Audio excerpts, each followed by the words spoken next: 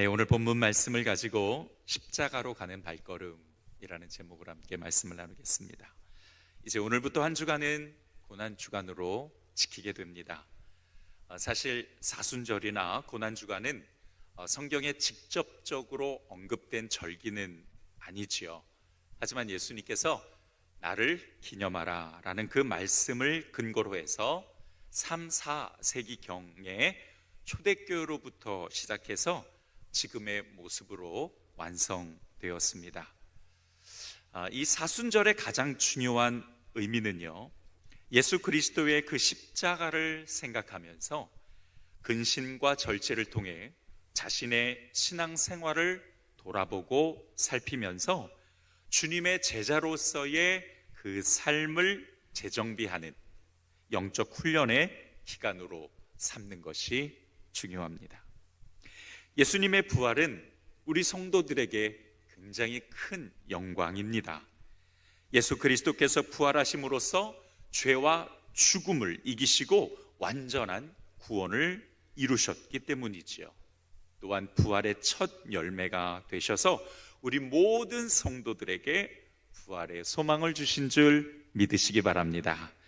그런데 이런 영광스러운 부활은 또한 십자가의 고난으로부터 출발했기 때문에 부활절을 맞이하기 전에 먼저 예수님의 고난이 가지고 있는 그 의미와 또한 은혜를 우리 가슴에 깊이 새기면서 나 자신을 돌아볼 수 있어야 된다는 거죠. 오늘 장로님께서 기도를 해주셨는데 저는 그 기도 한 말씀 한 말씀이 너무 마음에 깊이 와 닿았습니다. 오늘 설교와의 그 주제, 설교의 주제와도 너무 깊이 연결돼 있어서 참 놀랍기도 했고요. 또 그래서 그런가 오늘 그 기도 한 구절 한 구절이 참 저에게 귀한 은혜가 있었는데요. 그러니까 우리 장로님의 기도 중에서도 그런 고백이 있으셨죠. 자기 십자가를 지고 주님을 따를 수 있는 신앙이 되게 해달라는 고백 맞습니다. 우리 십자가를 지고 또한 예수님을 따르는 그 명령에 순종하기 위해서 한 걸음 더 우리가 깊이 나아가는 시간, 고난주간을 통해서 그런 시간이 될 수 있어야겠습니다. 고난주간의 첫 번째 날인 오늘은 예수님께서 예루살렘으로 입성하신 날이기도 합니다. 오늘 본문 마지막 절에 보면 사람들은 자신의 웃옷을 벗어서 길에 깔면서 호산나 다윗의 자손이시여 라고 예수님을 찬양하고 또한 종려나무 가지를 흔들면서 기뻐하는 모습이 나오기도 합니다. 그래서 종려주일이라고 부르기도 하죠. 그런데요, 사실 사람들이 이렇게 예수님을 환영했던 이유는 예수님께서 예루살렘으로 입성하신 목적과는 완전히 달랐습니다. 사람들이 예수님을 환영했던 이유는 예수님께서 뭔가 굉장한 일을 하실 거라고 착각했기 때문이에요. 예를 들어서 로마로부터 정치적인 해방을 이루어서 과거 솔로몬 시대와 또한 다윗의 시대의 그 영광을 재현해 세계를 정복한다든지, 혹은 가난한 사람들에게 먹을 걸 주고 병든 자를 고치시고 불공평한 사회의 정의를 실천하는 것 같은 그러한 히어로를 생각하면서 예수님의 예루살렘 입성을 환영했던 겁니다. 그러나 그런 사람들의 생각과는 달리 예수님은 십자가를 지고 죽으러 예루살렘으로 입성하셨지요.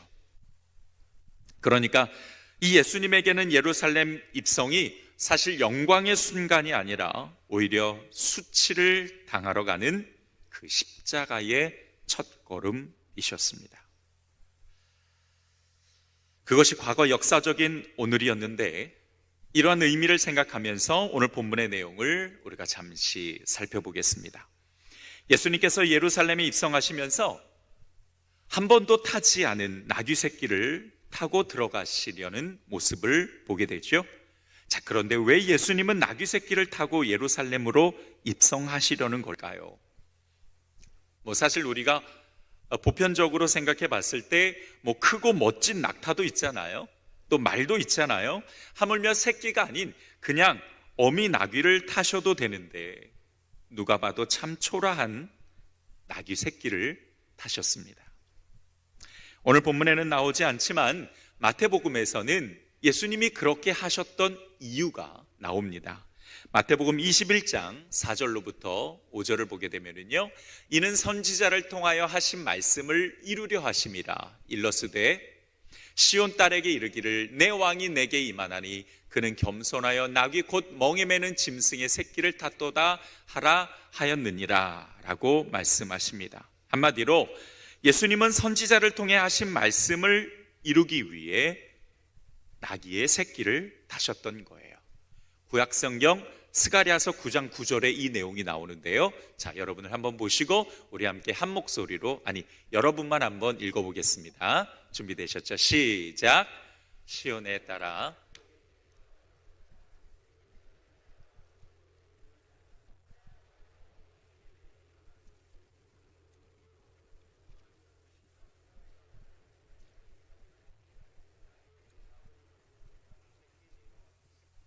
아멘. 네, 이렇게 하나님께서 스가랴 선지자를 통해 예언하신 말씀을 예수님은 그대로 이루시기 위해 큰 나귀나 또는 낙타가 아닌 새끼 나귀를 타고 예루살렘으로 입성하신 것입니다. 여러분, 이것이 의미하는 바가 있습니다. 우리에게 매우 중요한 메시지가 담겨져 있어요. 예수님은 철저하게 하나님의 뜻을 이루기 위해 그 작은 것 하나도 놓치지 않고 완전한 순종을 올려드렸다라는 사실이죠. 예수님은 그렇게 철저하게 하나님의 말씀에 복종하셨습니다. 그로 인해서 우리가 받은 은혜가 무엇입니까? 세상이 구원을 받을 수 있었고 우리 또한 하나님의 자녀가 되는 권세를 얻을 수 있었죠. 참으로 수치스러운 십자가, 그 괴로운 십자가를 지셔야 했지만 또한 하나님의 뜻이셨기에 예수님은 그렇게 철저하게 복종을 하셨던 것입니다. 오늘 말씀을 통해서 우리가 배워야 할 영적인 교훈도 바로 이것입니다. 십자가를 통해 보여주신 예수님의 그 완전한 순종, 그 순종을 바라보면서 우리도 또한 그 순종을 따르기를 원합니다. 부분적이거나 또는 나름대로의 순종이 아닌 말씀 그대로의 완전한 순종 말이죠. 어쩌면 이미 많은 설교에서 참 자주 다루고 있는 주제라 여러분에게 이 순종이라는 주제는 굉장히 익숙하게 들릴지도 모르겠습니다. 와, 목사님 오늘 또 순종 얘기예요, 그렇게 생각하실지도 모르겠지만 고난주간을 앞에 둔 우리는 다시 한번 그 십자가를 직시할 수 있도록 노력해야 됩니다. 그동안 너무 바빠서 돌아보지 못했던 십자가잖아요. 그동안 너무 분주해서 마음마저 예수님과 멀어져 있었잖아요. 오늘 이 시간 우리가 고개를 들고 주님의 십자가를 똑바로 바라보면서 예수님을 바라볼 수 있었으면 좋겠습니다. 우리가 다시 생명을 얻으려면 그분의 은혜의 얼굴을 바라봐야 됩니다. 그분의 얼굴을 바라봐야 우리의 삶에 은혜가 있고, 그분의 십자가를 바라보아야 나의 죄가 보이고, 그분의 부활의 영광을 바라봐야 삶의 희망이 생깁니다. 우리가 오늘 해야 될 것은 이 시간, 이 말씀을 통해서, 이 예배를 통해서 우리가 다시금 고개를 들어 그리스도의 그 십자가를 똑바로 쳐다보는 것입니다. 물론 우리는 이 십자가를 바라볼 자격조차 없습니다. 우리는 이 십자가를 똑바로 바라볼 만큼 그렇게 떳떳하게 삶을 살지도 못했던 건 분명해요. 그럼에도 불구하고 우리가 이 십자가를 바라봐야 되는 것은 그 십자가를 통해서 우리가 생명을 얻을 수 있기 때문에, 여러분 오늘 우리의 이 마음을 다해서 우리가 다시 한번 그리스도의 그 십자가 앞에 우리가 순종으로 무릎을 꿇고 또 그 십자가를 우리가 다시 한번 똑바로 직시하면서 오늘 나 자신을 바라보고 그리고 예수님께 한 걸음 더 나아갈 수 있는 발걸음이 되기를 다시 한번 주님의 이름으로 축원드립니다. 오늘 본문을 보게 되면은요, 예수님께서 제자 둘을 보내시면서 나귀 새끼를 풀어서 끌어오라고 말씀하십니다. 참 놀랍죠. 예수님은 이제 막 예루살렘에 도착하셨는데 맞은편 마을에 나귀 새끼가 있다는 것을 이미 아셨습니다. 뿐만 아니라 매우 구체적인 상황을 설정해서 제자들에게 일러주시죠. 누군가 나귀 새끼를 왜 푸냐고 묻는다면 주가 쓰시겠다라고 말하면 순순히 내줄 거다라는 매우 구체적인 상황까지도 말씀하십니다. 왠지 이미 다 준비된 것 같은 그런 느낌이 들지 않습니까?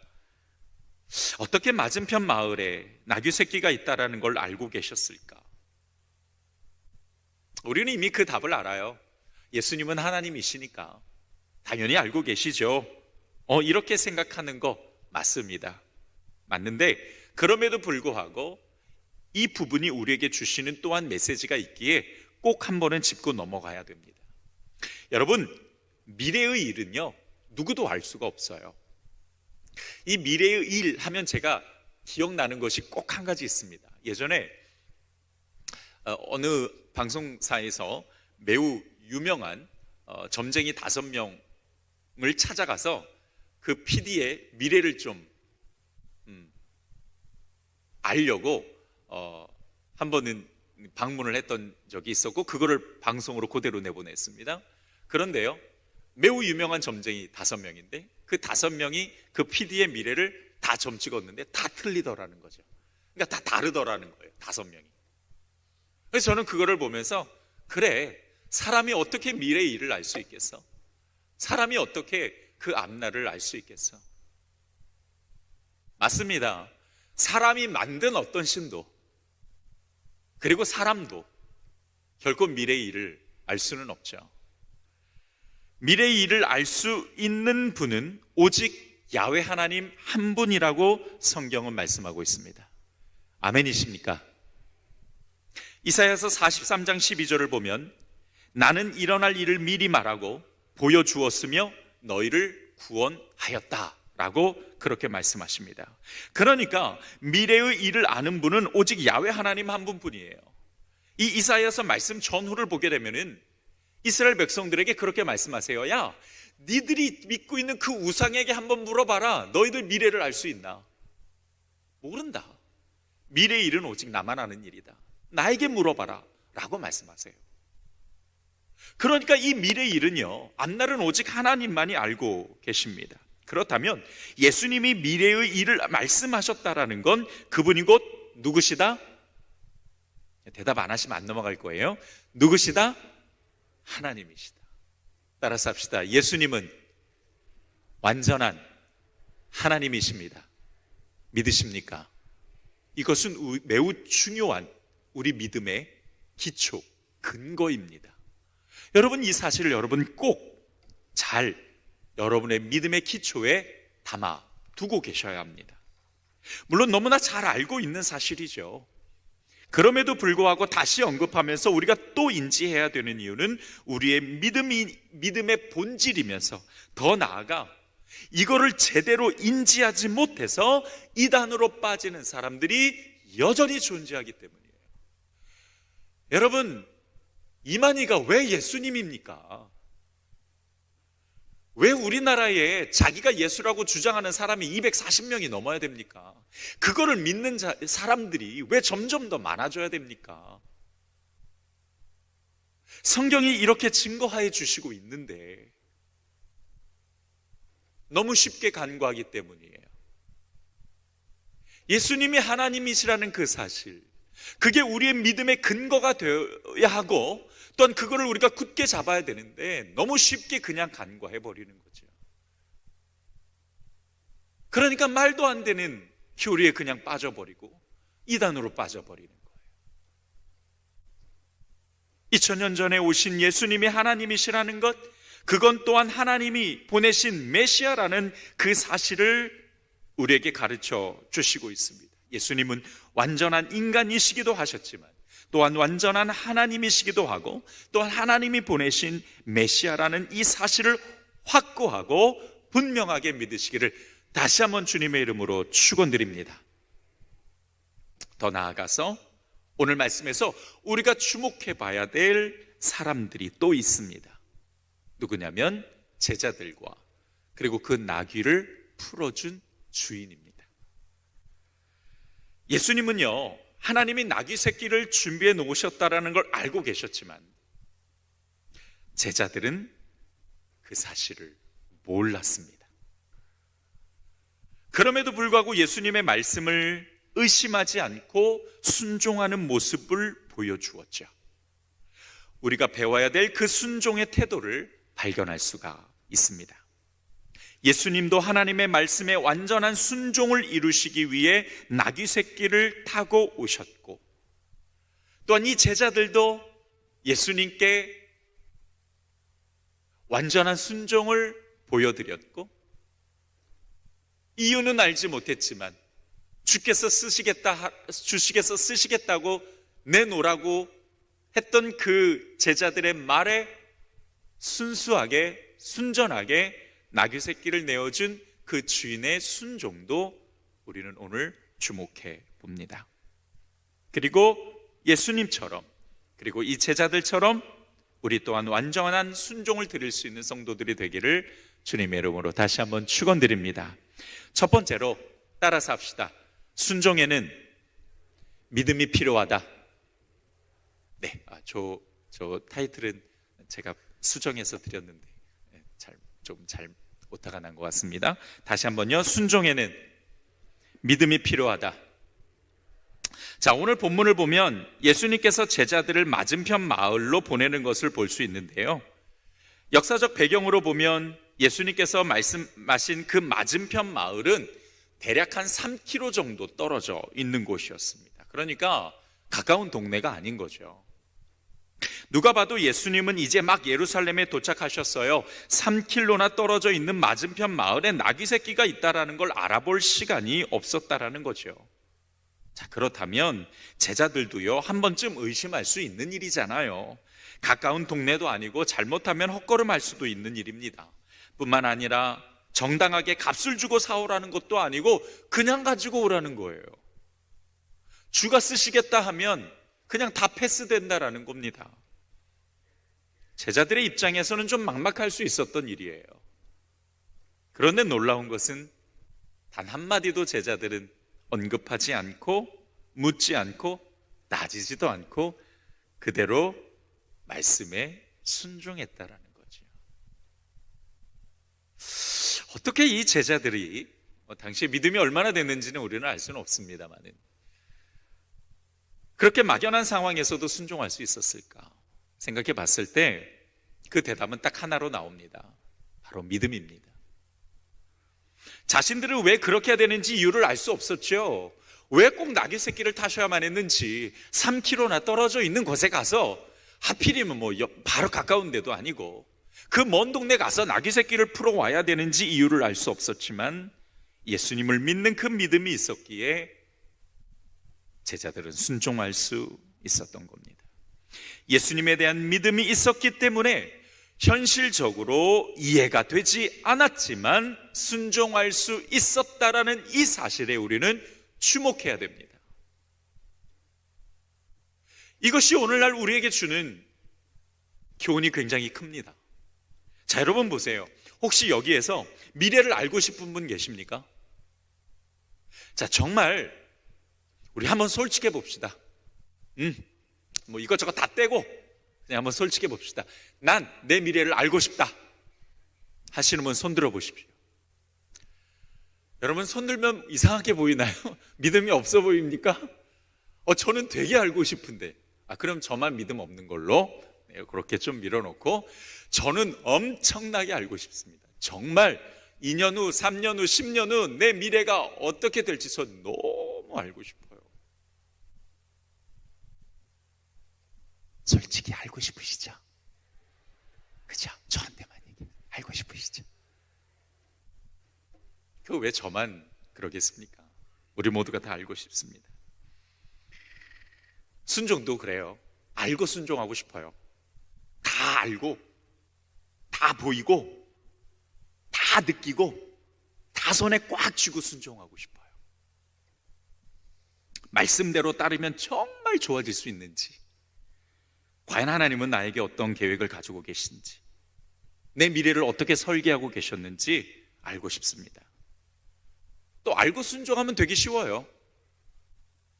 그런데요, 그렇게 알고 순종하면은 성숙한 믿음을 가질 수가 없습니다. 믿음은 보이는 것이 아니라 보이지 않는 것을 신뢰할 때에 필요합니다. 다시 한번요. 믿음은 보이는 것이 아니라 보이지 않는 것을 신뢰할 때 필요한 거예요. 여러분, 하나님이 눈에 보입니까? 안 보입니까? 대답 안 하신 분은 보이시나 본데 좋으시겠습니다. 네. 하나님은 눈에 보이지 않는 영이시라고 말씀하시죠.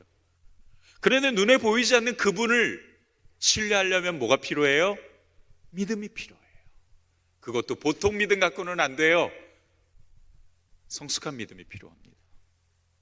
그 성숙한 믿음을 뭘로 만들어낼 수 있느냐? 보이지 않는 순종으로 만들어낼 수 있다는 거예요.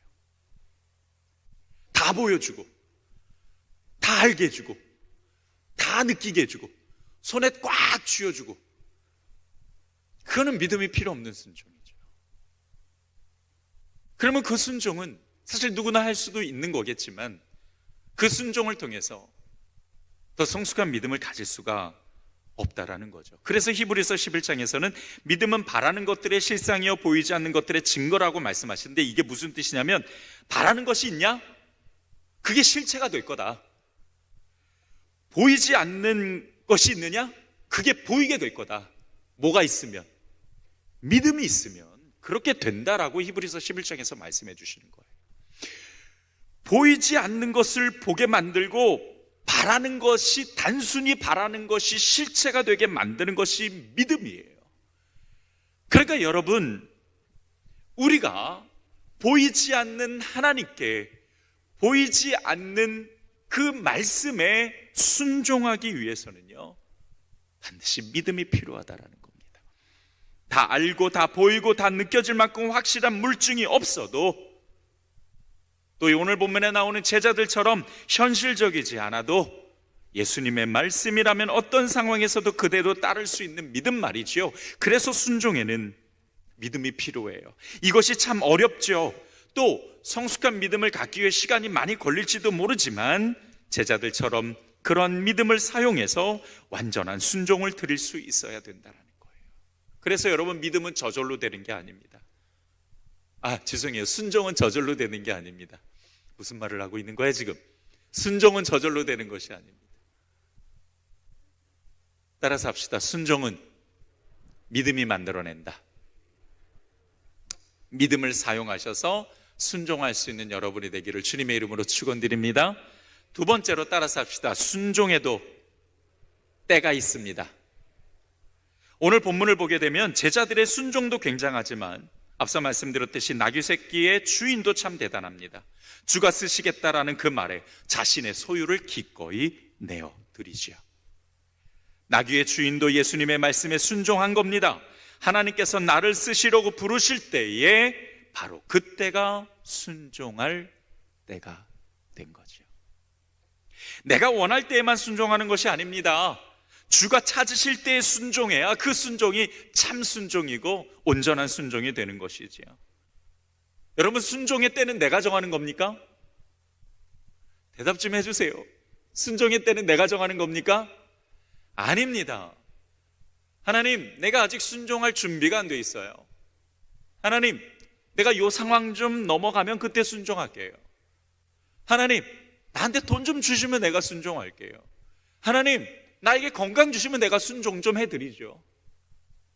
하나님, 이 문제만 좀 해결해 줘보세요. 그럼 내가 순종해 드릴게. 순종의 때는 내가 정하는 것이 아니지요. 순종의 상황은 내가 정하는 것이 아닙니다. 하나님이 필요하실 때에 네 하나님, 내가 하겠습니다. 이렇게 우리가 내어드려야 그 순종이 하나님께서 받으실 만한 기뻐하시는 순종이지. 어찌 순종의 때를 내가 결정하려고 합니까? 어찌 순종의 상황을 내가 결정하려고 합니까?